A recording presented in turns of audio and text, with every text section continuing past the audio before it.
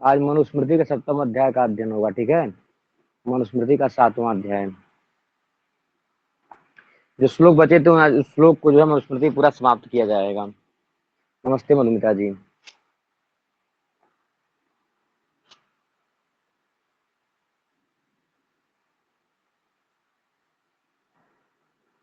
एक मिनट,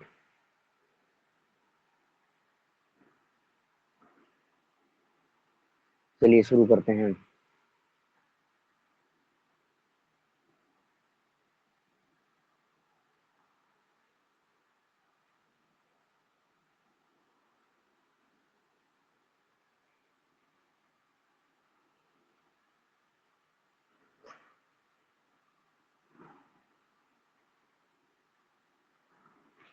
पूजा जी, मैं गोरखपुर से हूँ, क्या हुआ? 7वां अध्याय है, यहाँ देखिए 32 श्लोक तक हो गया था परसों। मनुस्मृति के 7वें अध्याय के 32 मतलब मुख्य मुख्य श्लोक पढ़ा रहा हूँ अशोक जी ना, कि पूरे जैसे प्रथम अध्याय के इंपॉर्टेंट श्लोक क्या थे, द्वितीय अध्याय के महत्वपूर्ण श्लोक क्या हैं, फिर उसी तरह से तीसरे अध्याय के इंपॉर्टेंट श्लोक क्या हैं, उस तरह से।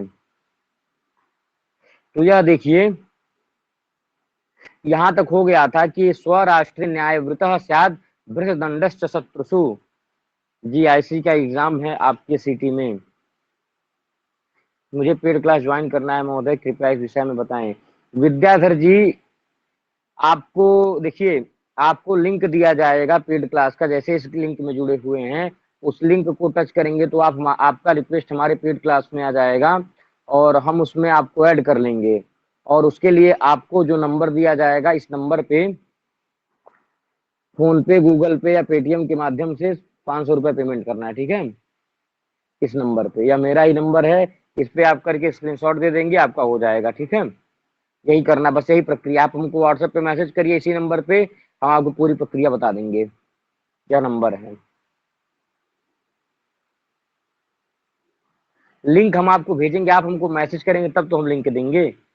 आप हमसे संपर्क करिए, हम तुरंत लिंक आपको दे देंगे।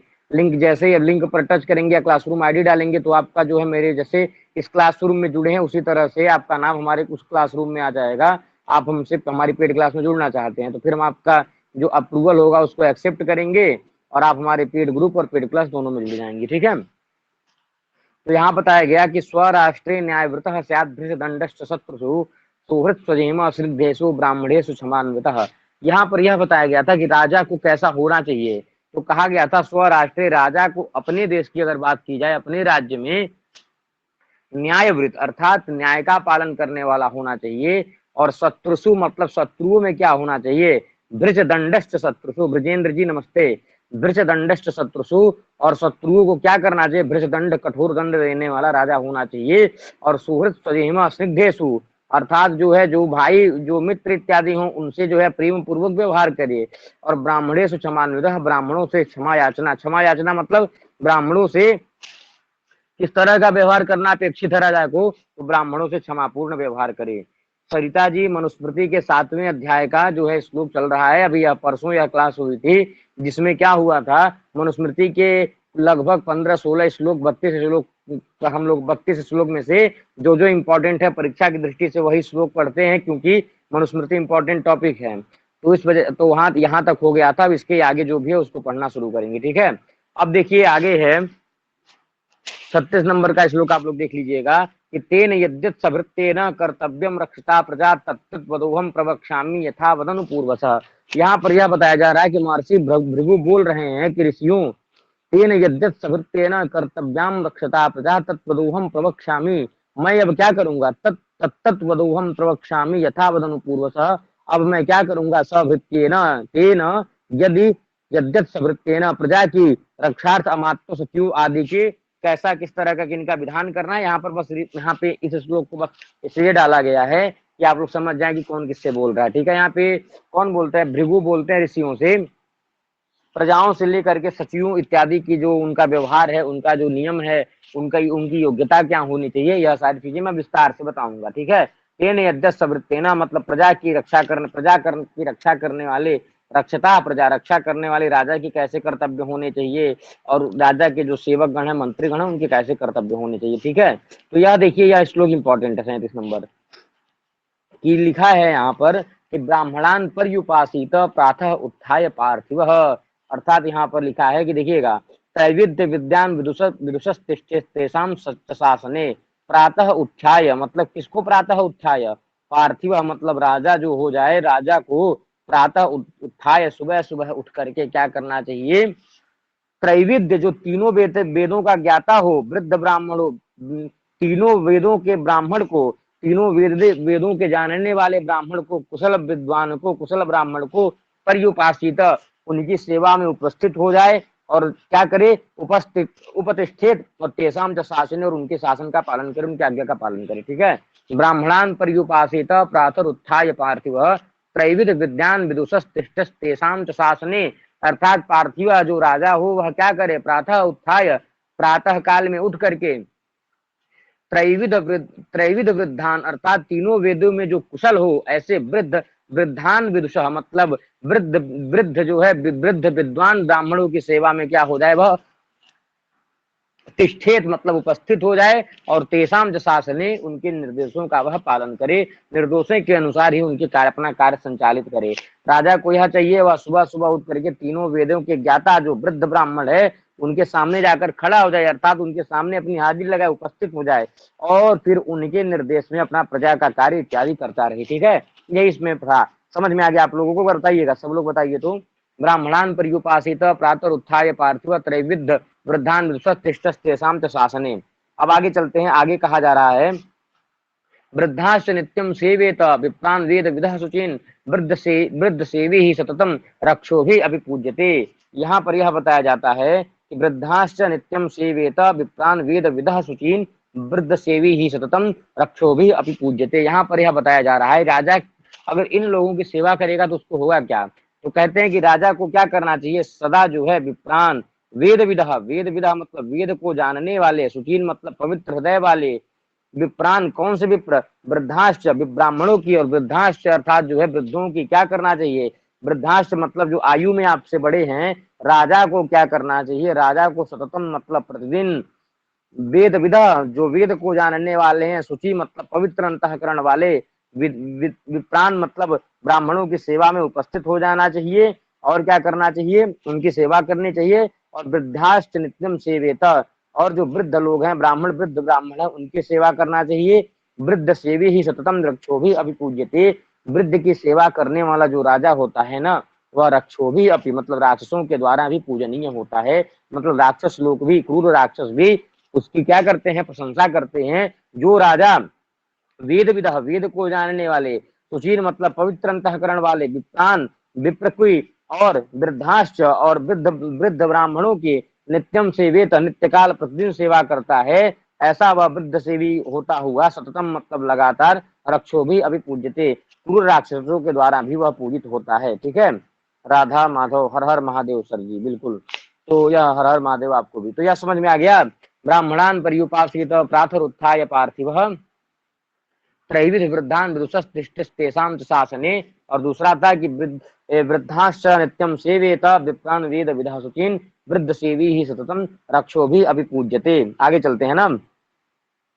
देखिए आपको मनुस्मृति में एक बात बता देना, मनुस्मृति में श्लोक बहुत ज्यादा हैं, और मनुस्मृति से प्रश्न आते हैं, तो हर एक श्लोक को हमेशा याद रखना, परीक्षा तक याद रखना, या फिर एक एक चीजों को याद रखना वह संभव नहीं हो पाता है कि किसकी मतलब ब्राह्मण का मेखला कैसा होता है, ब्राह्मण का वस्त्र कैसा होता है, ब्राह्मण का उपनयन करना कब है चाहिए, कब किस वर्ष में क्या करना चाहिए, ब्राह्मण के क्या क्या कर्तव्य, ऐसे तमाम ऐसी चीजें हैं कि जो चीजें हम जो है जब तक डेली नहीं पढ़ेंगे तब तक हमको याद नहीं हो सकती। तो ऐसी स्थिति में बस यही दो श्लोक हुआ है, यही पहला और दूसरा, यहाँ तक तो हुआ ही था। तो इसके लिए मैं क्या कर रहा हूँ ना कि 10 तारीख से देखिए हम लोगों का कल देखिए 1 तारीख से हमारा न्यू बैच शुरू हुआ था, और आज कितना तारीख है, आज हमारा 8 तारीख है ना, परसों 10 तारीख तक हमारा 5 यूनिट समाप्त हो जाएगा। 5 यूनिट बहुत अच्छे से, चूंकि हम लोग पूरा दर्शन में बस न्याय सिद्धांत मुक्तावली जिसकी क्लास आज रात में 9 बजे लगा देंगे, न्याय सिद्धांत मुक्तावली समाप्त हो जाएगा। कल योग सूत्र और ब्रह्म सूत्र करवा देंगे, और परसों क्या करवा देंगे, 5वीं यूनिट में व्याकरण के आचार्यों का परिचय, भाषा विज्ञान और यह सब पेड क्लास में चला देंगे तो 5वीं यूनिट हमारी 5 यूनिट परसों हमारी समाप्त हो जाएगी, ठीक है। और उस पीडीएफ में जो दूसरी पीडीएफ हमारी एक बन रही है, एक पीडीएफ तो तैयार किया हूं जो 10 दिन तक लगातार चला है, मतलब 10 तारीख तक 10 दिन तक चलेगा ही। उसमें पहली यूनिट से लेकर के 10वीं यूनिट तक के जैसे मोस्ट इंपॉर्टेंट याद करने वाले टाइप, जैसे ऋग्वेद के पहले मंडल के 10वें मंडल के नाम से लेकर के वहां पर हर एक चीजें पूरी डाली गई हैं, जैसे किस पुराण के क्या क्या चीजें मतलब इंपॉर्टेंट है। हर एक पीडीएफ में टोटल हर एक भाग, सारे अंकों का नाम, सबका कालक्रम, सारी टीकाएं, दर्शन का, व्याकरण का, सारे मंगलाचरण, सब कुछ उसमें करवाया गया है। तो 10 दिन के अंतर्गत क्या हो जाएगा, 10 दिन के अंतर्गत जो है वह समाप्त हो जाएगा। 11 तारीख से कैसी पीडीएफ तैयार करेंगे जिसमें यह मनुस्मृति, मनुस्मृति के विशिष्ट अध्ययन का कुछ ऐसा ट्रिकी रहेगा उसमें कि उसको अगर आप 4 दिन 5 दिन 10 दिन तक लगातार रिवीजन करेंगे तो मनुस्मृति भी आपका तैयार हो जाएगा। और रेगुलर मनुस्मृति, याज्ञवल्क्य स्मृति, अर्थशास्त्र, मतलब उस पीडीएफ में जो जो चीजें छुटी हुई थी वह सारी चीजों का अगले 10 दिन में हम बना करके पीडीएफ रिवीजन करने वाले हैं। लगभग 80 पेज की वह पीडीएफ होगी और उसका रेगुलर पार्ट, रेगुलर जो है उस पर चर्चा की जाएगी, रेगुलर उसका रिवीजन होगा, ताकि मनुस्मृति के पहले दूसरे 7वें अध्याय की भी जो भी इंपॉर्टेंट चीजें हैं वह भी आपको याद हो जाएं। याज्ञवल्क्य स्मृति, जैसे मान लीजिए अर्थशास्त्र का इस तरह से तैयार कर रहा हूं, किसकी कितनी विद्याएं हैं, विनय कितने प्रकार का है, दूध कितने प्रकार के होते हैं, निसृष्टार्थ, परिमितार्थ, शासन और यह जो है होते हैं। और फिर तस्मान नीति विदो नमान अमात्यान कुर्वीता, यह सारे मछलियों का मत जो है। और उसके बाद से गुप्तचर, गुप्तचर रसद गुप्तचर कौन सा है, तीक्ष्ण गुप्तचर कौन सा है, भिक्षुकी कौन सा है, उदास्थित का प्रतीक, यह सारी चीजें अर्थशास्त्र के कहने का मतलब जो जो इंपॉर्टेंट चीजें हैं ना उनको लिख करके एकदम रिवीजन जो है उसको करवा देता हूँ। 10-12 दिन में एकदम वह दिमाग में बैठ जाएगा।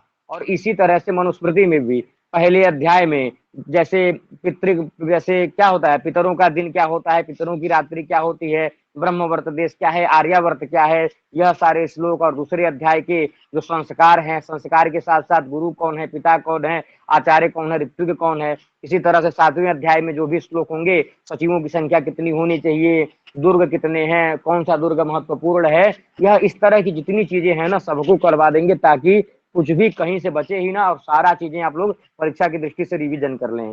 तो 10 दिन में अभी इसको तैयार कराया जाएगा, अगले 10 दिन में उसको करवा देंगे बाकी का। और बाकी तर्क भाषा तो जानते हैं, तर्क भाषा और अर्थ संग्रह की मूल मूल लक्षण और पंक्तियां, जैसे अर्थक्रम क्या है, पाठक्रम क्या है, और तर्क भाषा में भी जितना है उतना करवाते रहेंगे। मतलब तो इस तरह से अगर कर सकते हैं, अगर आप लोग साथ देंगे तो बिल्कुल बड़े आराम से इसे 1 महीने क्या 15 दिन के अंदर ही पूरे यूनिट को हम इस तरह से पढ़ लेंगे कि जो चीजें आप 3-4 महीने में नहीं पढ़ सकते, क्योंकि रेगुलर पढ़ाएंगे वहां पर। सुबह 2 घंटे, दोपहर में 1 घंटे, शाम को 1 घंटे, फिर रात में। तो इस तरह से टेस्ट है सचिन जी, देखिए ग्रुप में डाला हूँ, मैसेज एक बार देख लिया करिए। तर्क भाषा और जो है सर्वदर्शन संग्रह के 50 क्वेश्चन रहेंगे, जैन मत बौद्ध मत के, और तर्क भाषा के 50 क्वेश्चन, ठीक है। चलिए अब आगे चलते हैं। आगे बताया गया है कि 1 मिनट, तेभ्यो अधिगच्छेद विनयम विनीतात्मा नित्यश विनीतात्मा ही नृपतिर न विनश्यति करहिचित। अब यहाँ पर यह एक बात बता दी गई, तेभ्य अधिगच्छेद विनयम विनीतात्मा नित्यश विनीतात्मा ही नृपतिर विनश्यति करहिचित। यहाँ पे यह बताया गया है कि तेभ्य मतलब राजा क्या हो, तेभ्य अधिगच्छेद विनयम विनीतात्मा नित्यश, राजा कितना भी विनयी हो, लिखा है ना, तेभ्य अधिगच्छेद विनीतम, राजा जो है कितना भी विनयी हो लेकिन उसको क्या करना चाहिए, नित्यशा मतलब प्रतिदिन, विनयम अधिगच्छेद, उसको जो है प्रतिदिन विनय अपने वृद्धजनों से सीखना चाहिए। राजा कितना ही सुशील हो, कितना ही सम्माननीय हो, कितना ही विनयी हो, कितना ही सुशिक्षित हो, लेकिन वह क्या करे, प्रतिदिन क्या क्या करना चाहिए उसको, नित्यशः विनयम अधिगच्छेद, उसको प्रतिदिन जो है अपने ज्ञान से, जो ज्ञान से वृद्ध हुए हैं ऐसे वृद्ध ब्राह्मणों से विनय सीखना चाहिए, भले ही उसके अंदर कूट कूट के विनय भरा हुआ हो। पढ़ते हैं ना आप लोग सुखनासोपदेश में, जब सुखदास चंद्रापीठ से कहता है कि तुमको तात चंद्रापीड विधिवत वेदितव्यस्य अधीत सर्वशास्त्रस्य तेन अल्पम भी उपदेष्टव्यमस्ति, सब कुछ पढ़ लिया है तुमने, तुमको कुछ भी बताने की जरूरत नहीं है। विनीत तरम उवाच, विनीत तो वह पहले से था ही, उसको और विनीततर कहने के लिए उसको बताया जा रहा है। तो विनीततर के लिए तो उसी तरह से यहाँ पे बताया जा रहा है कि राजा कितना भी विनीत हो उसको प्रतिदिन क्या करना चाहिए, विनयम अधिगच्छेत, अपने वृद्ध जनों से विनय सीखना चाहिए। विनीत आत्मा ही नृपतिर, नृपति ही, अगर राजा जो है विनीत आत्मा विनयी स्वभाव का है तो न विनश्यति करहिचित, वह कभी भी किसी से परास्त नहीं हो सकता, कभी भी किसी भी कंडीशन में उसका क्या नहीं हो सकता, विनाश नहीं हो सकता। इंपॉर्टेंट श्लोक नंबर प्लीज भेज देना, ठीक है। भेज, पीडीएफ आपको भेज दूंगा, आप लिख सकती हैं, ठीक है। अब अगला है कि बहवह बहवह लिखा है अगला कि बहवह अभिनयान नष्टा राजान सपरिच्छदा वनस्था अपि राज्यानि विनयात प्रतिपेदिरे। अब यहाँ पे बताया गया है कि बहवह अभिनयान नष्टा, बहुत से ऐसे राजा हुए हैं जो अभिनयात, भाई विनय उनके अंदर नहीं था, वह नष्टा संजाता, वह नष्ट हो गए। राजान सपरिच्छदा, परिच्छदा अर्थात पूर्ण रूप से दृष्ट थे, और वह लोग उनका परिच्छेद अर्थात जो है वह इधर उधर नष्ट हो गए। और क्या बताया गया कि वना वनस्था अपि राज्यानि, कुछ ऐसे राजा थे जो विनयात, जो बहुत बड़े विनयी थे, विनयशील थे, जो बहुत कुछ ऐसे राजा थे जो विनयात, अपने विनय के कारण अपने राज्य को खो दिए थे। राज्यानि अभी वनस्थाः, राज्य को खो करके अपने वन में चले गए थे, लेकिन उनके अंदर राज्य, उनके अंदर विनय था, इसलिए वह क्या हुए, राज्यानि प्रतिपेदिरे, फिर से अपना राज्य पा गए। बताया यह जा रहा है बहुत से ऐसे राजा हुए जिनके अंदर विनीत कम होता गया और वह अपने राज्य को खोते गए, और कुछ ऐसे राजा हुए जो क्या किए, कुछ ऐसे राजा हुए जो क्या किए, वन में थे, राज्य उनका चला गया था, लेकिन उनके अंदर विनय था, इसलिए वह क्या हो गए, अपने राज्य को पुनः प्राप्त कर लिए। और इसके बाद वाला श्लोक, इसके बाद वाले श्लोक में कुछ राजाओं के नाम को बताया गया है। तो आज मैं समय नहीं मिल पाया था वो नई वाली पीडीएफ बनाने के लिए, इसलिए पुरानी पीडीएफ में इंपॉर्टेंट है, तो वह श्लोक भी जो है आप एक बार समझिएगा, ठीक है।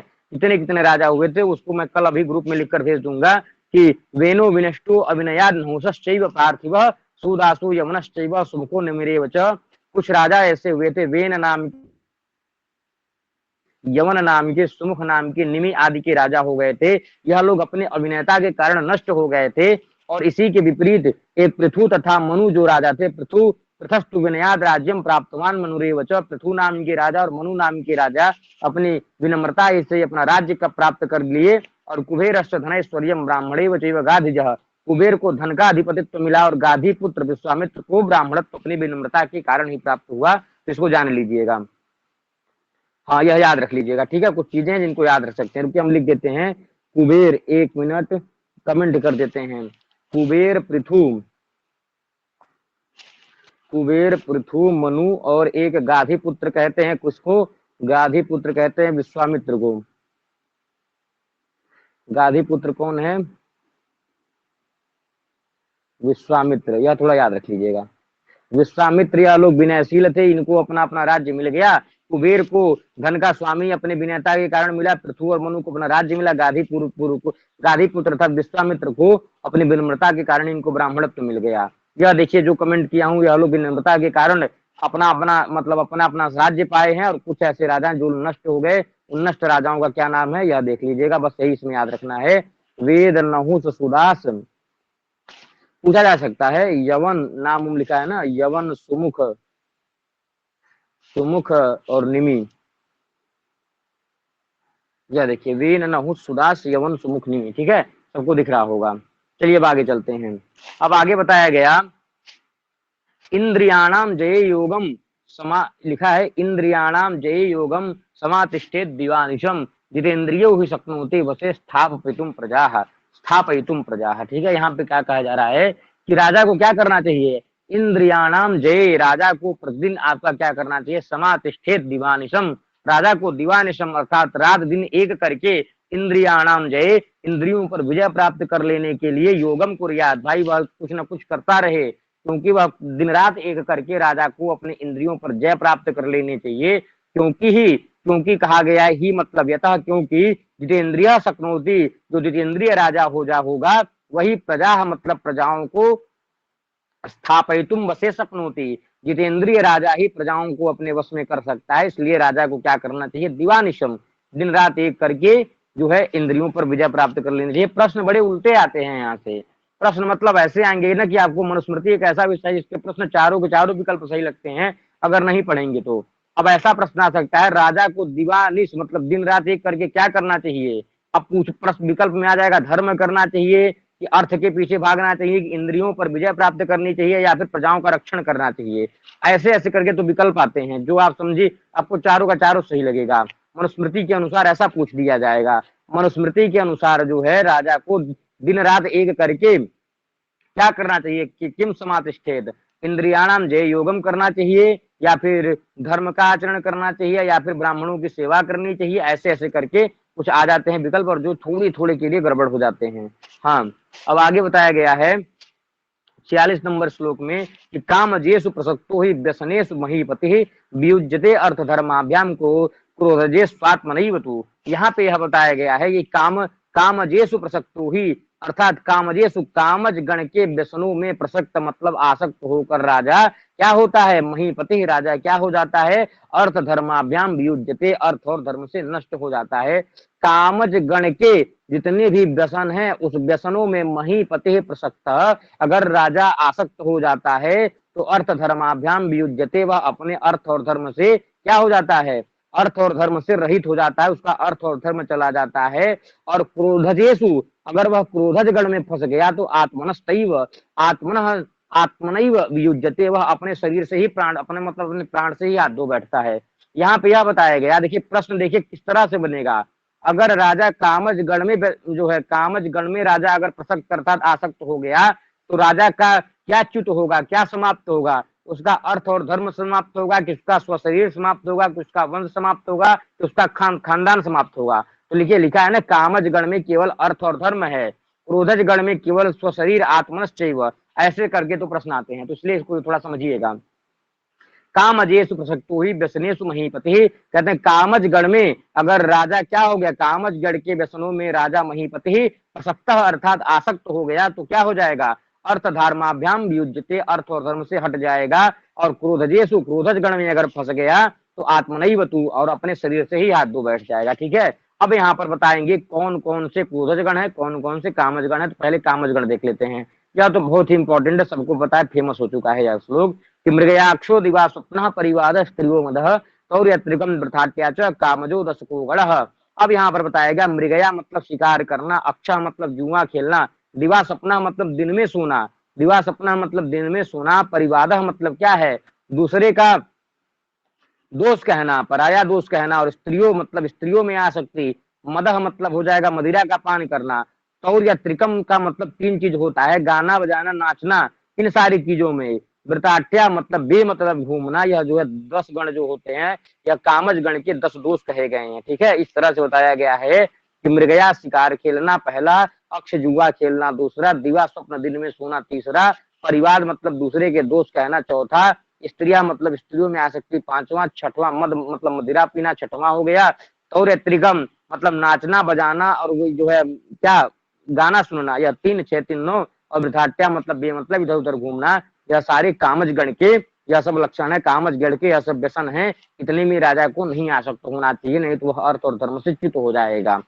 अब देखिए क्रोधज गण 8 होते हैं, देखिए कामज गण 10 हैं, क्रोधज गण 8 हैं, कौन कौन से, तो बताया गया पैशून्यम, पैशून्यम साहसम द्रोहम ईर्ष्या असूयार्थ दूषणम वागदंडजम च पारुष्यम क्रोधजोपि गणोष्टकः। तो पैशून्यम पहला हो गया, पैशून्य कहते हैं चुगलखोरी को, पैशून्य या चुगलखोरी मतलब यह पूछा जा सकता है यहाँ पर कि पैशून्यम किस गण के अंतर्गत आता है, या कामज गण है कि क्रोधज गण है, तो आप मतलब कंफ्यूज नहीं होना है, पैशून्यम है क्रोधज गण के अंतर्गत, अर्थात जो है पैशून्यम चुगली करना, साहसम मतलब दुस्साहस करना, किसी से जबरदस्ती करना, द्रोहम मतलब किसी से द्रोह करना, ईर्ष्या मतलब किसी से ईर्ष्या रखना, असूया, असूया उसको कहते हैं कि गुणेशु दोषा विष्करणम, किसी के गुण में दोष निकालना, अर्थात जो है बे मतलब कि उससे जलन रखना, और अर्थ दूषणम, अर्थ कहते हैं रुपये को, रुपये पैसे को, तो अर्थ का मतलब यह हो जाएगा कि चोरी इत्यादि करना, और वागदंडजम मतलब वाणी से अपशब्द का प्रयोग करना, और पारुष्यम अर्थात अपने बल का, अपने पारुष्य का मतलब अनर्गल उपयोग करना, मतलब अनुचित दंड देना, यह 8 गण में आते हैं। ठीक है, क्रोध कामद से धर्म अर्थच्युत और क्रोध से शरीरच्युत, बिल्कुल सही सही जवाब मनोज जी। तो यहाँ पर यह बताया गया, देखिए अब गिन लीजिए, पैशून्यम 1, साहसम 2, द्रोह 3, ईर्ष्या 4, असूया 5, अर्थदूषण 6, वागदंड 7 और पारुष्य 8, यह 8 जो है किस गण के हैं, क्रोधज गण के हैं। कौन कौन से, पैशून्यम मतलब चुगली करना, साहसम मतलब जबरदस्ती करना, द्रोह मतलब द्रोह कर लेना, ईर्ष्या मतलब किसी से ईर्ष्या रखना, और असूया मतलब गुणे दोषा विष्करणम, गुण में किसी के दोष निकालना, अर्थदूषणम, अर्थदूषणम मतलब हो जाएगा गाली देना, वागदंडजम, वागदंडजम अर्थात अर्थदूषणम मतलब चोरी करना, और वागदंडजम मतलब गाली देना, और पारुष्यम मतलब होता है अपने बल का दुरुपयोग करना, जबरदस्ती झूठ में ही किसी को अनुचित दंड दे देना। तो यह 8 गण होते हैं, क्रोधज गण होते हैं। क्रोधज गण के 8 व्यसन हैं और कामज गण के 10 व्यसन हैं। और यहाँ पर यह बताया गया कि जो राजा काम में कामज गण में अब के व्यसनों में मतलब आसक्त होता है वह अर्थ धर्म से छूट जाता है, और क्रोधज गण में जो होता है वह क्या होता है, वह अपने शरीर से च्युत हो जाता है। कामज गण से धर्म अर्थ च्युत, और क्रोधज गण से अपना शरीर जो है क्या समाप्त कर लेता है। तो यह बताइए, इतना समझ में आ गया ना सबको? एक बार बताइएगा। 10 कामज गण है, 8 जो है क्रोधज गण है, इनको छोड़ना चाहिए। अब आगे चलते हैं। आगे यह बताया गया कि पान भक्षा स्त्रियश्चैव मृगया च यथाक्रमम एतत् कष्टतमम वेद्या चतुष्टम कामजे गणे। यहाँ पर यह बताया गया कि क्योंकि 10 प्रकार के क्रोधज गण बताए गए थे, कामज गण सॉरी 10 प्रकार के कामज गण बताए गए थे, तो उस कामज गण के 10 जो व्यसन है ना, उस 10 में सबसे खतरनाक क्या है उसको बताया जाता है पानम, मतलब मदिरा पान करना। पानम अक्षाह मतलब जुआ खेलना। स्त्रियश्चैव मतलब स्त्रियों में आसक्ति। मृगया खेलना मतलब शिकार करना। यह सब यथाक्रम क्रम से क्या है, एतत् कष्टतमम विद्यात् चतुष्टम कामजे गणे। उस 8 में भी यह 4 सबसे खतरनाक हैं। उस 8 में भी यह जो 4 है, जैसे यहाँ पर 8 कौन कौन से थे, मृगयाक्षो दिवा स्वप्न परिवाद स्त्रियो मदह, तो परिवाद करना, दिवा स्वप्न यह तो कुछ हल्के क्वालिटी के हैं, लेकिन पानम यह जो मदिरा पान राजा करे, अक्ष मतलब जो जुआ खेले, स्त्रियो मदह स्त्री अर्थात स्त्री में आ सकती है, मृगया खेले, यह सब क्रम से क्या होते हैं, एतद कष्टतमम विद्या चतुष्टम कामजे गणे। यह चारों जो है क्रोधज गण के भी, कामज गण के भी अत्यंत क्या है, अत्यंत ही यह जो है बहुत क्रूर है। इससे राजा को अत्यंत कष्ट मिलता है, यह राजा को और नुकसान पहुंचाने वाले हैं। ठीक है कि राजा 10 प्रकार के कामज गणों में भी अगर राजा क्या कर रहा है, पानम अगर इसका सेवन कर रहा है, मदिरा पान कर रहा है, अच्छा मतलब जुआ खेल रहा है, स्त्रियों की आसक्ति है, मृगया मतलब शिकार खेलना, और यथाक्रम क्रम से अगर यह काम कर रहा है, तो उस 10 में यह चारों और कष्टकारी होते हैं। आ गया समझ में? सेहत के लिए हानिकारक हो जाते हैं। अब यहाँ पे उस 8 प्रकार के क्रोधज गण बताए थे, तो उस 8 प्रकार के क्रोधज गण में भी कुछ ऐसे हैं जो बहुत ही खतरनाक है। कौन कौन से? दंडस से पातनम लिखा था ना कि पारुष्यम, तो अनुचित दंड देना, यह पहला हो गया। वाग पारुष्य गाली इत्यादि देना, कठोर वचन बोलना। अर्थ दूषण मतलब चोरी करना। यह 8 प्रकार के, यह जो 3 हो गए, यह जो 3 हैं 8 प्रकार के क्रोधज गणों में यह जो 3 आए कि किसी को दंडस से पातनम अर्थात किसी को जबरदस्ती जो है दंड दे देना, वाग पारुष्य अर्थात किसी को कठोर वचन बोल देना, अर्थ दूषण चोरी करना, यह सबसे खतरनाक होते हैं। तो यह सारी चीजें आपको याद रखनी है, किसमें क्या क्या खतरनाक है। देखिए 10 प्रकार के कामज गण में पहला हो गया पान करना, पहला हो गया पान मतलब शराब पीना, ठीक है। दूसरा हो गया स्त्रियों में आसक्ति, तीसरा हो गया जुआ खेलना, और चौथा क्या था एक बार बताइएगा? तो चौथा हो गया यहाँ पर लिखा था कि मृगया, मृगया, तो यह हो जाएगा मृगया। तो पान मतलब शराब पीना, स्त्रियों में आसक्ति, जुआ खेलना और मृगया, यह 10 में से यह चारों बहुत खतरनाक है और भी हानिकारक हैं। और 8 प्रकार के क्रोधज गणों में किसी को अनुचित प्रकार से दंड दे देना, वाग पारुष्य मतलब गाली दे देना, और अर्थ दूषण अर्थात उनको जो है चोरी कर लेना, यह और उन तीनों में से और भी सेहत के लिए हानिकारक होते हैं। ठीक है, आगे चलते हैं। अब यहाँ पे बताया गया कि देखिए यह बड़ा इंपॉर्टेंट है कि कई बार आप प्रश्न देखे होंगे वाला, दारू पी के जुआ खेलेगा और लड़की के साथ मृगया खेलेगा। हाँ बिल्कुल, यह देखिए हो गया आपका जुगाड़, एकदम इसी तरह का होना चाहिए। मौलान छात्र विदा सूरान लुब्ध लचान कुलोद्भवान। यहाँ पे यह बताया गया है कि मौलान छात्र विदा सूरान लब्ध लक्षान कुलोद्गतान सचिवान सप्तचाष्ट हुआ प्रकुर्वीत परीक्षितान। कहा यहाँ पर यह बताया गया मौलाद कहते हैं मूल वंश से, वंश परंपरागत हो, और क्या हो, शास्त्र विदा शास्त्र को जानने वाला हो। जी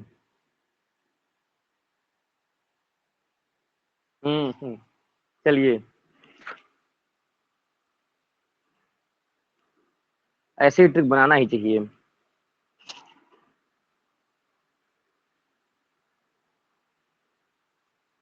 अब यहाँ बताया गया कि मौलाद मतलब वंश परंपरा से, जो वंश परंपरागत मतलब आपके कुल में, यहाँ पे यह बताया गया सचिवान सप्त चाष्ट, देखिए दूसरी लाइन क्लियर होगी, सचिवान सप्त चाष्ट हुआ प्रकुर्वीत परीक्षितान।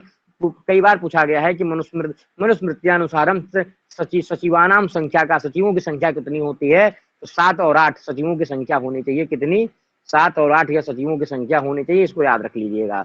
तो यहाँ पर यह बताया जाता है कि क्या क्या है, तो वह सचिव कैसे होने चाहिए। तो बताया गया, कुछ सचिवों का लक्षण बताया गया कि मौलाद भाई वह अपने वंश परंपरा से हो, शास्त्र विदा शास्त्र को जानने वाले हो, सूर मतलब पराक्रमी हो, और क्या है लब्ध लक्षान, लब्ध लक्षान भाई यही लक्ष्य मतलब अपने लक्ष्य पर शास्त्र विद्या में जो प्रवीण हैं, और कुलोद्भवान उत्तम कुल से जो उत्पन्न हुए हैं, ऐसे सप्त चाष्टो सचिवान 7 या 8 सचिवों को परीक्षित, जो परीक्षित हैं, परीक्षित मतलब जिनकी अच्छी प्रकार से परीक्षा की गई है, ऐसे 7 से 8 सचिवों को नियुक्त करना चाहिए, जो क्या हो वंश परंपरा से आए हों, शास्त्र को जानने वाले हों, सूर हों, और लब्ध लक्षा मतलब शास्त्र के ज्ञाता, शस्त्र अस्त्र के ज्ञाता हों, और क्या हो कुलोद्भवान उत्तम कुल को, उत्तम कुल के जन्मे हो, परीक्षितान अच्छी तरह से उनकी उनकी जांच पड़ताल कर ली गई हो। ऐसे मनुस्मृति के अनुसार ऐसे राजा मतलब राजा को ऐसे 7 या 8 सचिवों को नियुक्त करना चाहिए। ठीक है, यह समझ में आ गया।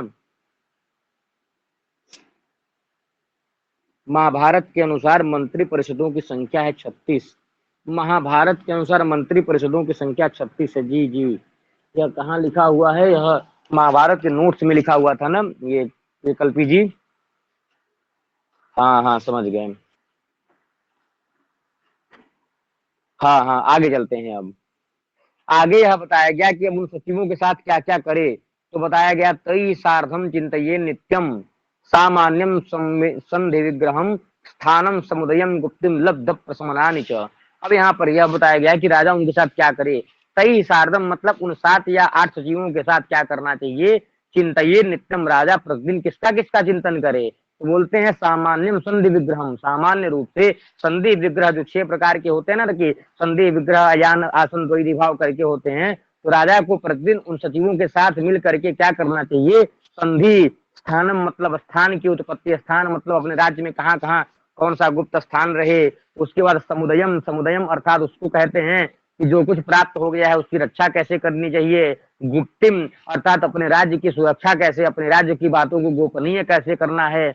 और लब्ध मतलब अपने राज्य में लक्ष्मी की प्राप्ति कैसे हो। और प्रशमनानि राज्य पर कोई संकट आए उसको, उससे कैसे हमको लड़ना है। इन सारी बातों को राजा जो है प्रतिदिन अपने सचिवों के साथ बैठकर करता रहे। तो यह समझ में आ गया होगा। ठीक है, तई सार्धम चिंतये नित्यम सामान्यम संधि विग्रहम स्थानम समुदयम गुप्तम लब्ध प्रशमनानि च। आगे चलें। अब आगे बताया गया कि सर्वेशम तो विशिष्टेन ब्राह्मणेन विपस्थिता मंत्रेत परमम मंत्रम राजा सागुण्य संयुतम। अब यहाँ पर यह बताया गया सर्वेशम तो विशिष्टेन ब्राह्मणेन विपस्थिता मंत्रेत परमम मंत्रम राजा सागुण्य संयुतम। अब राजा को यहाँ पर यह एक काम कर लेना चाहिए कि सर्वेशम अर्थात मंत्रियों में, सभी मंत्रियों में जो क्या हो विपश्चिता विशिष्टेन ब्राह्मणेन, जो सबसे अधिक बुद्धिमान हो तथा विशिष्ट ब्राह्मण हो उसी को राजा मंत्री बना ले। ठीक है, जो सबसे ज्यादा विद्वान हो और वह ब्राह्मण हो, ऐसे विशिष्ट ब्राह्मण को ही क्या कर लेना चाहिए, मंत्री बुला लेना चाहिए। और क्या कर लेना चाहिए, मंत्रेत परमम मंत्रम, और उसके साथ मंत्रेत मतलब मंत्रणा करनी चाहिए किसकी, राजा साढुण्य संयुतम। तो संधि विग्रह, यह जो साढुण्य होते हैं संधि विग्रह यान आसन द्वैधी भाव करके, और यह राजा उनसे क्या करे, उन पंडितों शुद्ध विद्वान से परामर्श लेना चाहिए। उन मंत्रियों के गणों में जो सबसे विद्वान विशिष्ट ब्राह्मण हो उसको राजा मंत्री बना ले। और मंत्रेत परमम मंत्रम, राजा जो है क्या करे, साधगुण्य संयुतम मंत्रम मतलब यह जो संधि आसन द्वैधी भाव, यह जो 6 प्रकार के साधगुण्य हैं, ऐसे मंत्र की मंत्रेत परमम उस विद्वान ब्राह्मण से क्या करे, मंत्रणा करे। ठीक है, यह समझ में आ गया होगा। बताइए सब लोग आ गया ना। सर्वेशम तो विशिष्टेन ब्राह्मणेन विपस्थिता मंत्रेत परमम राजा संयुतम। अब आगे बताया गया अन्यान प्रकुर्वेता, भाई वह ब्राह्मण ही न नियुक्त करे और भी नियुक्त करना है ना। तो अन्यान प्रकुर्वेता शुचीन प्राज्ञान अवस्थितान सम्यगर्थ समाहर्त्रिन अमात्यान सुपरीक्षितान। इसके अलावा क्या करना चाहिए, राजा को और अमात्य कैसे होने चाहिए, शुचीन मतलब जो पवित्र हो, रिश्वत न लेने वाले हों, प्राज्ञान मतलब जो है प्राज्ञ हो, प्राज्ञ हो क्या हो, प्राज्ञ मतलब बुद्धिमान हो, और अनवस्थितान अर्थात जो है स्वस्थ चित्त वाले हों, और सम्यक अर्थ समाहित्री मतलब सम्यक अर्थ समाहित्री मतलब किसी गलत रीति से नहीं, रिश्वत लेके पैसा कमाने वाले ना हो, ढंग से पैसा कमाने वाले हो। और क्या हो, अमात्यान सुपरीक्षितान, सुपरीक्षित हो, भली प्रकार से जांच की गई हो, ऐसे अन्य लोगों को भी अमात्यान प्रकुर्वीता राजा जो है अमात्य बना लेना चाहिए। राजा को अमात्य बना लेना चाहिए। कौन कौन सा, वह अमात्य के गुण, अन्य अमात्यों के गुण कैसे होने चाहिए, तो सुचीन भाई उसका अंतःकरण पवित्र हो, प्राज्ञ मतलब वह बुद्धिमान हो, और क्या हो, अवस्थितान वह जो है स्वस्थ चित्त वाला हो, और सम्यक अर्थ समाहृति मतलब ढंग से, मतलब सही रीति से, उचित रीति से पैसा कमाने वाला हो, और सुपरीक्षितान अच्छी तरह से उसका मतलब उसकी परीक्षा ले ली गई हो। राजा को ऐसे अन्य अमात्यान प्रकुर्वीत, उस ब्राह्मण के अलावा अन्य भी अमात्य नियुक्त कर लेने चाहिए। अब आगे चल रहे हैं। अब बताया गया है अब दूत की, यह सब बड़े इंपॉर्टेंट श्लोक है, याद रख लीजिएगा कि दूतम, यहाँ नीचे वाली लाइन आ जाएगी पेपर में कि यहाँ पे किसकी विशेषता है, इंगिताकार चेष्टज्ञम शुचिम दक्षम क्रोधवतम। यहाँ पे किसकी वर्णन, इसमें किसका वर्णन किया गया है, राजपुत्र का वर्णन किया गया है कि मंत्री का वर्णन किया गया है, या फिर विद्वान का वर्णन किया गया, पुरोहित का वर्णन किया गया, या फिर दूत का वर्णन किया गया है। ऐसे प्रश्न आ सकते हैं। ये इंगिताकार चेष्टज्ञम शुचिम दक्षम कुलोदगतम, बस यही लाइन दी जाएगी, और इसमें किसका वर्णन किया गया मनुस्मृति के अनुसार, तो आप तुरंत क्या कहेंगे, दूत का कहेंगे। ठीक है, इसलिए यहाँ पर पढ़ लेंगे तो परीक्षा में दूत मार देंगे, नहीं तो तुक्का मारेंगे, वहां पर हेड टेल करेंगे, टेल आएगा तो सी मारेंगे, हेड आएगा तो ए मारेंगे, ऐसा कुछ करेंगे।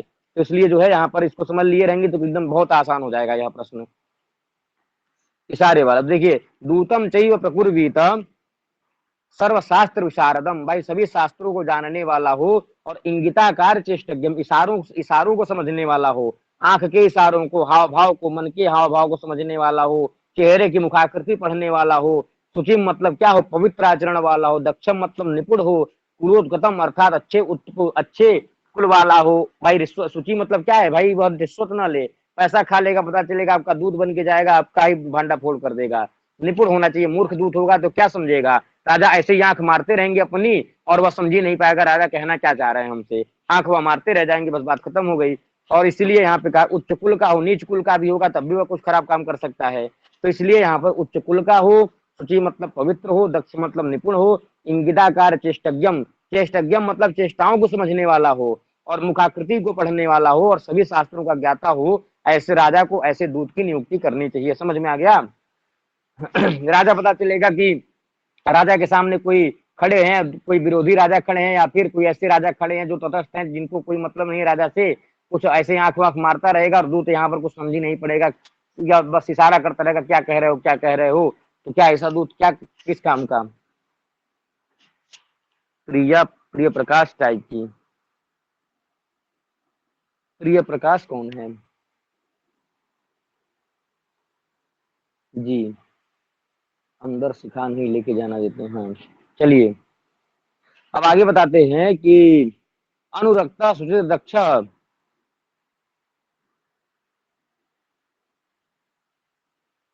अनुरक्ता सुचिर दक्ष स्मृतिमान देश कालवित रोस्मान वीत भीर वाग्मी दूतो राज्ञ प्रशस्यते। यहाँ पर यह बताया गया है अनुरक्ता, अब यहाँ पे बताया गया किस दूत की प्रशंसा होती है, तो कहते हैं अनुरक्ता जो राजा से प्रेम करने वाला हो, शुचि मतलब अंतःकरण पवित्र हो, दक्ष मतलब निपुण हो, स्मृतिमान बुद्धि से तेज हो, यादगार चीज जो चीज याद कर ले वह भूले न, अर्थात जो है क्या हो, स्मरण शक्ति उच्च स्मरण शक्ति वाला हो, देश काल विद देश और काल को जानने वाला हो, वह पुष्मान भाई सुंदर हो, वह वीत भी मतलब साहसी और डरपोक ना हो, वाग्वी मतलब क्या हो, अच्छी तरह से वक्ता हो, बातचीत में निपुण हो, ऐसे दूध की, ऐसे राज्य दूध, ऐसे राजदूत की प्रशस्ति प्रशंसा होती है।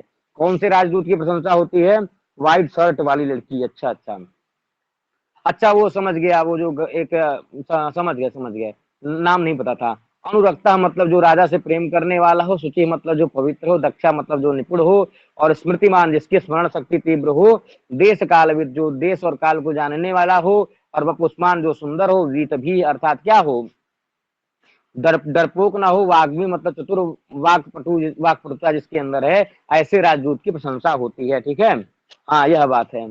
चलिए यह समझ में आ गया ना किस दूत की प्रशंसा होती है, और दूत का लक्षण क्या है, तो इंगिताकार चेष्टज्ञम सुचिम दक्षम कुलोत्तम। आगे चले, माइक किसी का ऑन हो गया,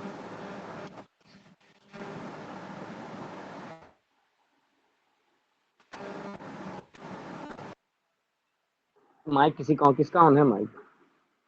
अभी ठीक है। अब देखिए यहाँ पे बताया गया, यहाँ पे यह प्रश्न नीचे वाला आया था, बताओ कोश राष्ट्रे dash dash dash dash dash संधि विपर्य, ऐसे प्रश्न आया था, तो बीच में भराया था दूते संधि विपर्य।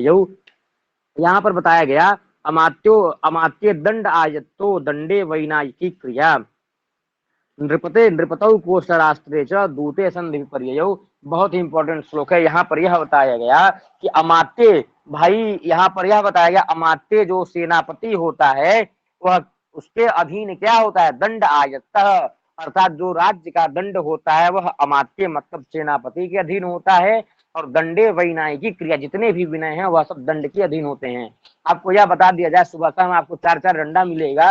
अगर आप सही से नहीं रहेंगे तो आप अपना सही से पढ़ेंगे नहीं, सही समय पर खाएंगे नहीं, सही समय पर पिएंगे नहीं, यह सारी चीजें अगर आपको दंड के बल पर किया जाए कि 4 बार आपको सुबह दोपहर शाम 4-4 डंडे मिलेंगे, तो आप अपने आप ही सब कुछ सारा अपना विनयशील अपने आप हो जाएंगे, उद्दंडता सारी खत्म हो जाएगी। उसी तरह से बताया गया कि सेनापति के अधीन क्या होता है, दंड होता है। उसी तरह से दंडे वैनाय की क्रिया, और यह जो विनय इत्यादि की जो क्रियाएं होती हैं यह दंड के अधीन होती हैं। और नृपतौ कोश राष्ट्र, राज्य का जो कोश है और वह पूरा राज्य यह नृपतौ मतलब राजा के अधीन होता है। और संधि और विपर्य मतलब किसी राज्य से संधि करना, किसी राज्य से दुश्मनी कर लेना, यह सब किसके अधीन होता है, दूत के अधीन होता है। ठीक है, अमात्य दंड आयत्तो दंडे वैनाय की क्रिया नृपतौ कोश राष्ट्र दूसरे संधि विपर्य, यह समझ में आ गया होगा, एक बार बताइएगा।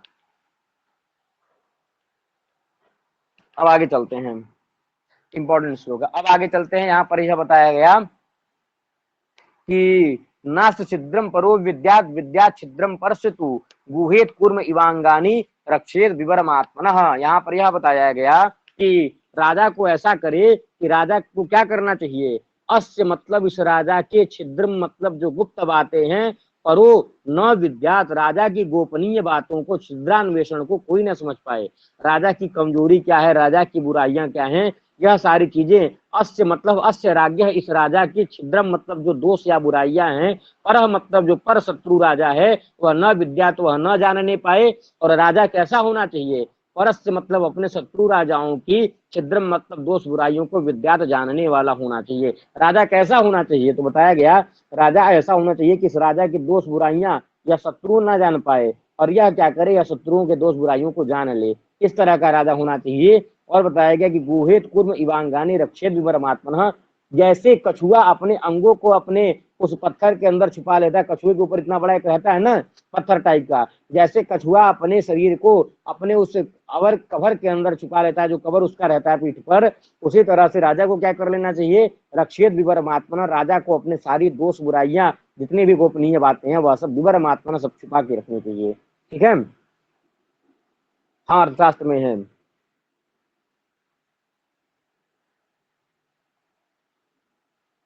यह हो गया ना, नास्ति छिद्रम परु विद्या विद्या छिद्रम परस्य तु गुहेत कुर्म इवांगानी रक्षेत विवरम आत्मन, यह समझ में आ गया ना, तो बताइएगा। अब यहाँ पर यह श्लोक इंपॉर्टेंट है कि राजा की जो छिद्रान्वेषण बातें हैं, गोपनीय बातें हैं, बुराइयां हैं, वह दूसरा राजा ना समझ पाए और यह सबका समझ ले, ऐसा तो मुश्किल है। इनका कोई जान नहीं पाए और यह सबका समझ ले, ऐसा कैसे हो सकता है, केवल यही थोड़ी बुद्धिमान है।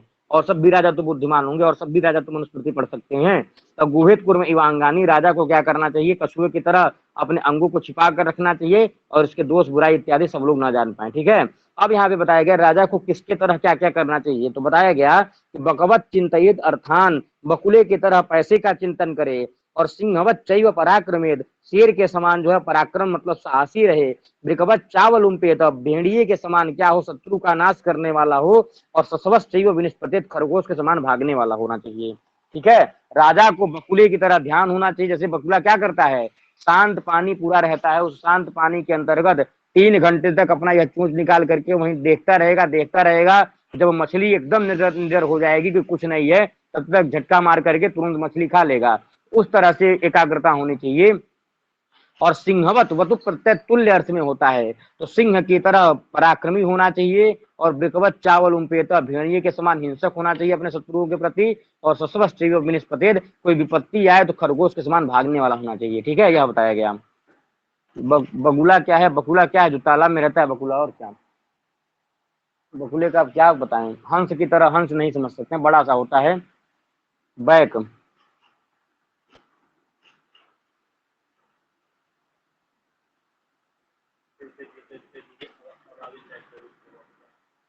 इस तरह से चोंच होती है बकुले की, बता रहा हूँ देखिए आपको। समझ में आ गया? सारस नहीं, सारस तो आप अलग कर दिए, सारस का छोटा भाई समझ सकते हैं। ठीक है। तो इस तरह से बकुला होता है ऐसे करके, और उल्टा बना दिया, और यहाँ पे आंख होती है उसकी, और बहुत, और ये मान लीजिए मछली देखिए पकड़ चुका है यार, ठीक है, मछली देखिए इस तरह से पकड़ता है। हाँ, चलिए आगे चलते हैं।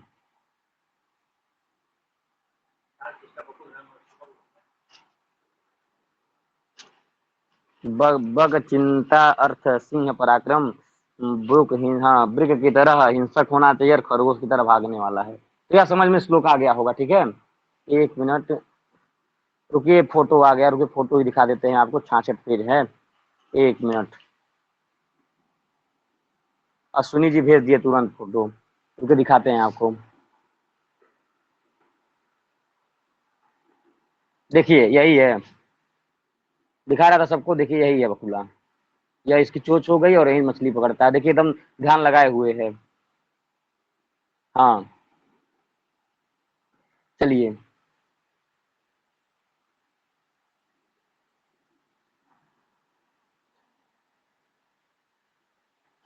हाँ, तो यह समझ में आ गया ना पूरा। बकवत चिंतयेद, बकवत चिंतयेद अर्थात सिंहवत च पराक्रम, सिंहवत च पराक्रमेद, और बिकवत चावलुम्पेत सबश्च विनिष्पतेद, खरगोश के समान जो है भगोड़ा होना चाहिए, जैसे खरगोश विपत्ति आने में बहुत तेज भागता है, उसी तरह से।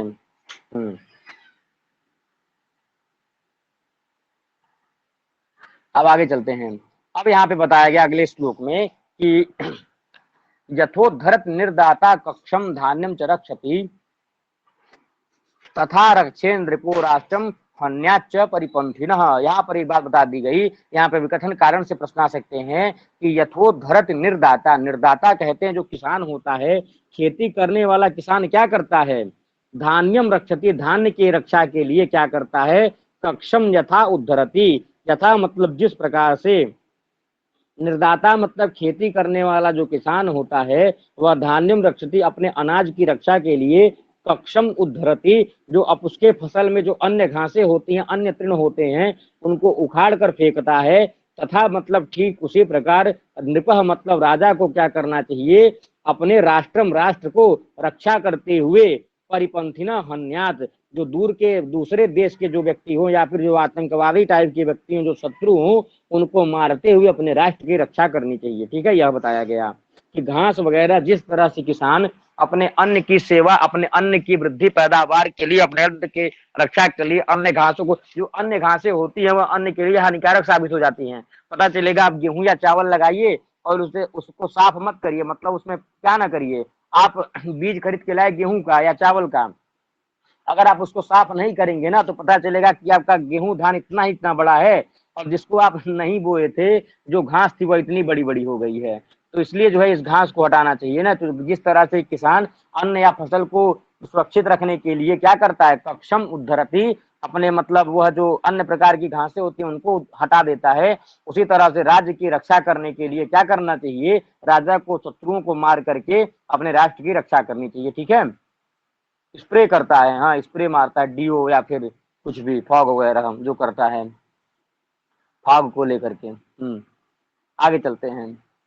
अब कहते हैं मोहाद राजा स्वराष्ट्रम यह कर्षयति अनवेक्षया सो सो अचिराज भ्रष्टते राज्या जीविताश्च सबांधव। अर्थात यहाँ पर यह बताया गया कि मोहाद राजा स्वराष्ट्रम यह मतलब अगर ऐसा कोई राजा है, यह राजा मतलब यह ऐसा कोई, अगर एक कोई राजा है, मोहात मतलब मूर्खतावश अज्ञान में आकर के क्या कर दिया, यह कर्षयति अनवेक्षया अपने प्रजा को दुख देने वाला हो गया, तो ऐसा राजा विवेकहीन होता है। और उसके साथ क्या करता है, सह मतलब वह राजा, अचिरात चिरकाल मतलब होता है बहुत समय तक, और अचिरात मतलब वह राजा शीघ्र ही क्या होता है, अपने राज्य मतलब राज्य से, सबांधव मतलब अपने परिवार से, और जीविता खुद भी क्या हो जाता है, चिराग भ्रष्टते वह खुद ही नष्ट हो जाता है बहुत शीघ्र ही। मूर्खतावश कोई राजा अपने राष्ट्र का या अपने प्रजा के लोगों का ख्याल नहीं रख पाता है, पीड़ित करता है, तो वह राजा अपने परिवार के साथ जीते जी उसका शीघ्र ही नाश हो जाता है। ठीक है, यहाँ पर यह बताया गया मोहाद राजा स्वराष्ट्रम यह कर्षयति अनवेक्षया सह अचिरात भ्रष्टते राज्य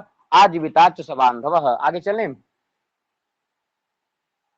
7 बजे तक क्लास है, हाँ 7 बजे तक क्लास होगी ना, 6 बजे शुरू हुआ तो 7 बजे तक होगा। अरे खत्म होने वाला है अब, अब ज्यादा नहीं है, कुछ 10-15 श्लोक जो छूटे हैं। देखिए पुरानी पीडीएफ थी तो हमको लगता है कि 15 श्लोक कुछ और ऐसे होंगे, 15 से 20 श्लोक जो 7वें अध्याय के कुछ इंपॉर्टेंट होंगे, तो उसको हम ग्रुप में भी मैसेज करते हैं, नंबरिंग करके भेज देंगे कि यह पढ़ लीजिएगा, या फिर उसको पढ़ा भी देंगे 10 वाले तक डेट में, ठीक है। तो जो जो जैसे मान लीजिए इसमें अभी वह छूट गया है क्या कि यह, मतलब बताता हूँ आपको कि दुर्ग कितने होते हैं, यह छूट गया, मुख्य चीज है।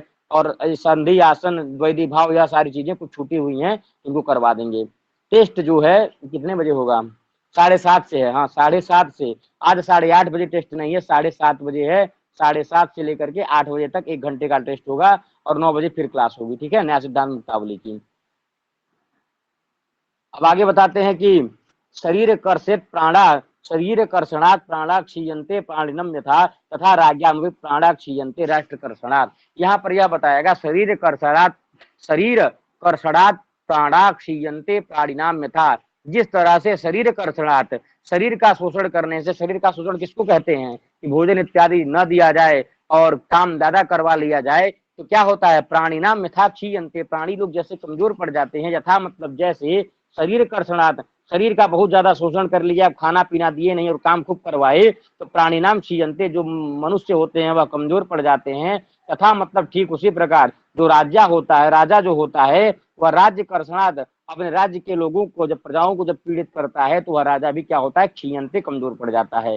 जब भाई अपने प्रजा को पीड़ित करेगा तो प्रजा हरदम बगावत का ही सपना देखेंगी, और जब प्रजा ही बगावत कर देगी तो राजा किस नाम का। तो यह बात बताई जाती है, खाना पीना न दिया जाए, काम दुनिया भर का किया जाए, तो जिस तरह से लोग कमजोर हो जाते हैं, उसी तरह से प्रजा का ध्यान न देकर के राजा अगर प्रजा को पीड़ित करता है तो वह भी क्या हो जाता है, प्राणा क्षीयन्ते, वह भी अपने प्राण से नष्ट हो जाते हैं, अर्थात वह भी कमजोर पड़ जाता है, ठीक है।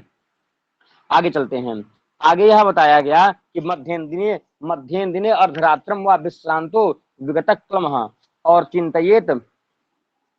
आगे यह बताया गया कि मध्यम दिने अर्धरात्रम व विश्रांतो विगत क्लमः चिंतयेत धर्म कामार्थान सार्धम तैरेक एव वा। यहाँ पे यह बताया जाता है राजा को क्या करना चाहिए, मध्यम दिने अर्धरात्रि व विश्रांत विगत क्लमः अर्थात शारीरिक और मानसिक थकावट से रहित होकर के क्या करना चाहिए, मध्यम दिने, दिन का मध्य हो, या फिर अर्धरात्रि, या फिर आधी रात्रि हो, या फिर वह विश्रांत अकेले हो, या फिर सार्धम किसी के साथ हो, मंत्रियों के साथ हो, उसको क्या करना चाहिए, तैरेक एव वा, वह अगर वह मंत्रियों के साथ हो न हो, या फिर वह अकेले ही हो और वह थकावट से रहित होकर के वह क्या करे, दिन के मध्य का समय हो, या फिर जो है आधी रात हो, या फिर वह अकेले हो, या फिर मंत्रियों के साथ हो, तो उसको क्या करना चाहिए, चिंतयेत धर्म कामार्थान, वह जो है उस राजा को धर्म अर्थ और काम का चिंतन करना चाहिए, धर्म अर्थ काम संबंधी विषयों पर चिंतन करना चाहिए, चाहे दिन के 12 बजे हो, चाहे रात्रि का 2 बजा हो, चाहे अकेले हो, चाहे मंत्रियों के साथ हो, राजा यह काम प्रतिदिन करे, अर्थ का, धर्म का और काम का चिंतन करना चाहिए, ठीक है। आगे चलते हैं। आगे यह बताया गया यदि तत्रापि संपश्येत दोषम संश्रयकारितम सुयुद्धमेव तत्रापि निर्विशंका समाचरेत। यहाँ पर एक बात बताई गई है 176 नंबर श्लोक में कि यदि तत्रापि संपश्येत दोषम संश्रयकारितम सुयुद्धमेव तत्रापि निर्विशंका समाचरेत। यहाँ पे इसके पहले कुछ ऐसा मतलब कुछ प्रसंग चल रहा था कि राजा को यह देखना चाहिए कि हमारे देश, हमारा मान लीजिए यह राज्य है, तो हमारे राज्य के अगल बगल कौन से ऐसे छोटे राज्य हैं जो कमजोर हैं, तो जो कमजोर राजा को अपने में मिला करके राजा लोग मजबूत हो जाते हैं। पहले मान लीजिए एक राजा इतना बड़ा है, इसके अगल बगल छोटे छोटे 10 राज्य हैं, 10 राज्य के कमजोर है, तो इन 10 राज्यों को जब अपने में मिला लेगा तो यह जो इसका स्वरूप पहले जब इतना बड़ा था तो वह कितना बड़ा हो जाएगा, पहले से तो कुछ बड़ा ही हो जाएगा, या इतना बड़ा और पराक्रमी हो जाएगा। तो अगर वही राजा, यहाँ पर यह बताया गया यदि तत्रापि संपश्येद दोषम संश्रयकारितम, यहाँ पर यह बताया गया कि आश्रय में जो इस राजा के आया हुआ था उसमें अगर दोष दिखाई दे दिया, यहाँ पर यह बताए थे जिसको मतलब जिस कमजोर राजा को हमने अपने पक्ष में मिलाया था, यदि तत्रापि संपश्येत दोषम संश्रयकारितम, अर्थात यह बताया गया कि आश्रय लेने वाला, जो आश्रय जिस राजा को आपने आश्रय दिया था कि आओ हमारे यहाँ रहना तुम, और उसके मन में आपको दोष दिखाई देने लगा कि नहीं यह साला कुछ कर सकता है, या फिर यह इसके नजर ही नहीं ठीक है, ऐसी स्थिति हो गई, यदि तत्रापि उसमें जो आपकी शरण में आया था उसमें दोषम संपश्येत, अगर दोष दिखाई दे दिया कि मन में इसकी कुछ कुनीति आई है, कुछ दुर्भाव आया है, तो क्या करना चाहिए, सुयुद्धमेव तत्रापि निर्विशंका समाचरेत, तो शीघ्र ही बिना किसी शंका के तुरंत युद्ध छेड़ देना चाहिए कि आओ युद्ध कर लो, इस तरह से बताया गया। कि इस तरह से बताया गया कि अगर उसमें कुछ दिखाया गया, एक मिनट,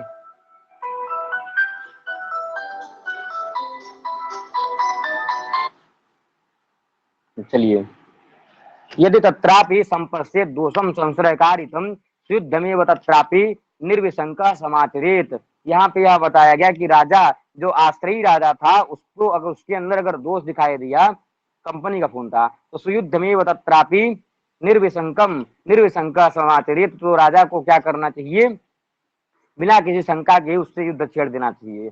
अब आगे बताया गया कि सर्वोपाय तथा कुर्या नीतिज्ञ पृथ्वीपति यथाख्या यथास्याध्याधिका नस्युर मित्रोदासीन न शत्रवः। यहाँ पर यह बताया गया अगले श्लोक में कि सर्वोपाय तथा कुर्या नीतिज्ञ पृथ्वीपति यथा यथा अस्य भिदिका नस्युर मित्रोदासीन शत्रवः।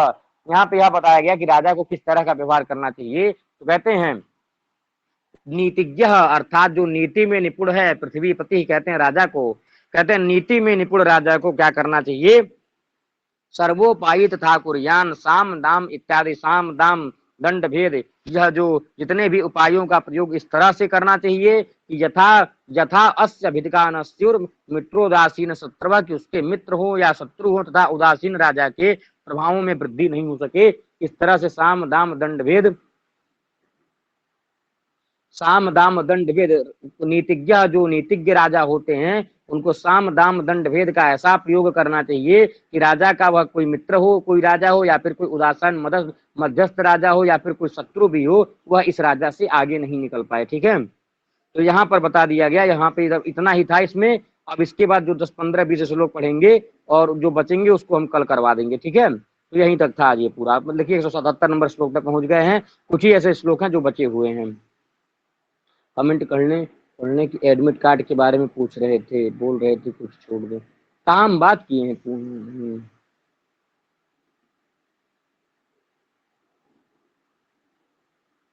जी जी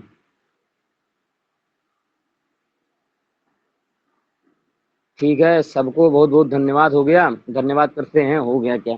और रात को साढ़े अभी 1 घंटे बाद, आधे घंटे में टेस्ट अपलोड करते हैं ना, आधे घंटे में अभी टेस्ट अपलोड करते हैं।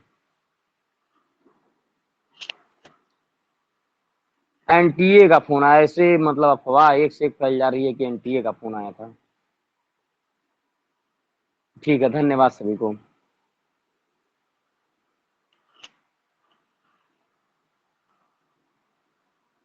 जीमेल पे भले मैसेज आया है कि कोविड-19 में आपको जो है क्या कहते हैं, वैक्सीन आप लगवाए हैं कि नहीं लगवाए हैं, यस या नो करने, भले मेल एक आया है कोविड-19 के लिए। हाँ, नहीं नहीं, कोविड-19 का मैसेज आया है कि अब लगवा लिए कि नहीं। ठीक है, फिर सभी को धन्यवाद।